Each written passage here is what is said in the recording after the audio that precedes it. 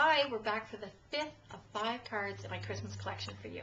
Today's card is going to be a circle scallop card. Isn't this just the cutest thing you've ever seen? So I'm going to walk you through all the steps, starting with a pretty in pink piece of cardstock.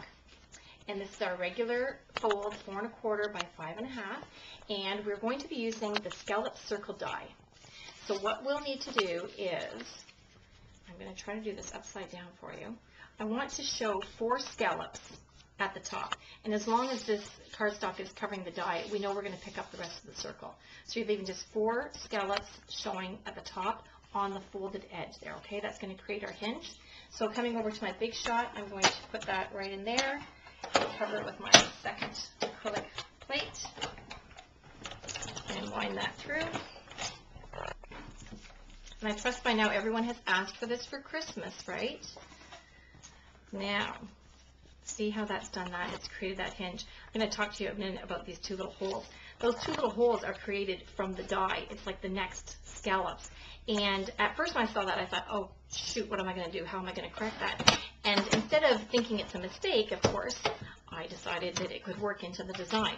So, but the next thing we want to do, we want to get our snowflakes on here. So we're going back to our big shot with our Northern Flurry embossing folder. And I've mentioned before about the embossing folders, there's a smooth side and a bumpy side. So the smooth side is always going to be the front of your card. The bumpy side is what's coming up underneath, pushing the impression through. So in this case, this is the front of my card. I want my snowflakes to be on there. So I'm just going to turn it the orientation that I would like it to be. And I'm trying to make sure that the snowflakes don't go over the hinge. Okay, I just want them to be on the front of the card, not on the back. Not that you couldn't do that, but that's not the way I have it planned. So I'm going to just fold that like so. Come back to my big shot. I have 1 tab open, my 2 acrylic pads, 1 on either side, all sandwiched up nice and neat, and give it a push through. And you gotta love this machine because it is like drop dead gorgeous. Isn't that great? Okay, so from that point, what I've done, I'll just come back to my finished one here. I took a piece of our clear tinsel. So as I said, there's these holes here, and I thought, now how can I make that work for me? They're not always quite this large. In fact, sometimes if they're too small, I come in with my 1/8 inch punch and I just enlarge that a little bit. But all I've done basically is wind this tinsel through from the bottom up so that it shows on the inside, but I like it all cute like this on the outside because it's a card that's not going to sit really well necessarily, you see. You could hang it on your Christmas tree, and it just gives it that finishing touch that I just think is so cute. So the next part of our card is doing this little piece. So let me show you that.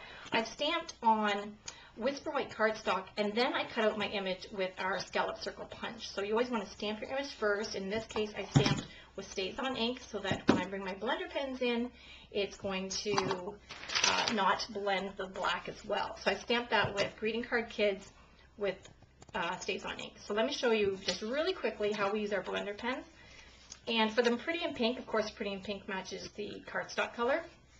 I'm squeezing that lid to the top of the pad, and that drops some ink in here for me. And with our blender pens, I go like this to make sure it still feels moist. They're double tipped, so you always want to store them on their side like so. So with this, I'm going to pick up some of this ink, and I've covered in most of this girl. And I want to do her stockings as well, but I don't want them to be quite so dark, so I might just drop a little bit of that ink or pick up just a little bit lighter than it was. And then when I'm ready, oh, let me get her mittens before I go away. I'm not taking a real lot of care here. When I want to clean it, I just go like this on my scrap paper. So I'm making sure I do it right on the edge so that I don't damage the tip of that thing. Now I'm going to use a bit of Baja Breeze. So I'm just going to, if you're using markers, you can use your blender pens too, just put it on any plastic surface. And I'm going to use this to just draw in a little bit of ground for her here so that she looks like she's standing on something rather than mid-air. So that just gives a little bit of shading along the bottom there.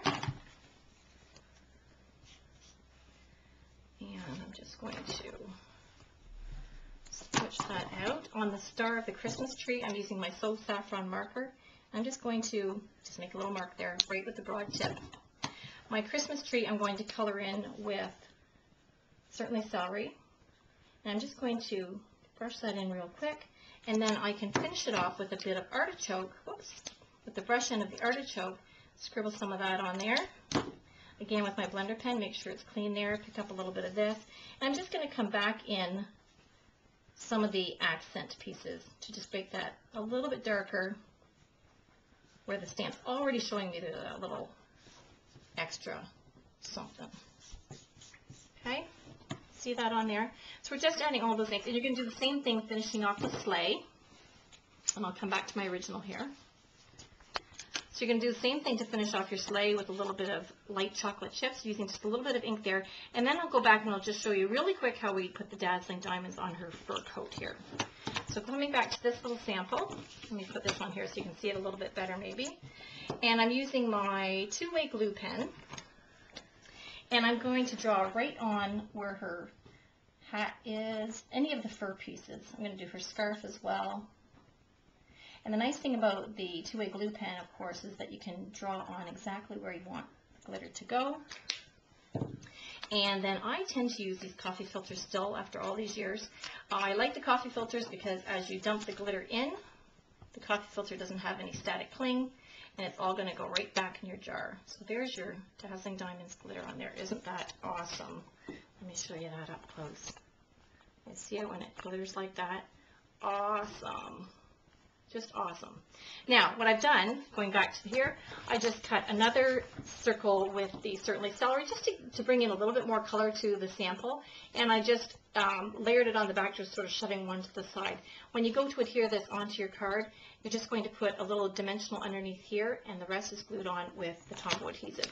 Again, to make sure you get good adhesion on your bumps, and a little dimensional behind here just to give it that space that it needs because this one's higher than this side. And that's it. To finish it up on the inside, I can come back to my Pretty in Pink ink and occasional quotes from our Idea Book catalog. This is one of your Hostess set choices, and I'm just going to use Pretty in Pink on the inside, and this one says, "Christmas waves a magic wand over this world, and behold, everything is softer and more beautiful." Isn't that great? Thanks. I'm glad you came. Hope you saw all 5 cards. Hope you really enjoy them. Have a fantastic Christmas. And come on back soon. We'll have some more videos for you. Bye-bye.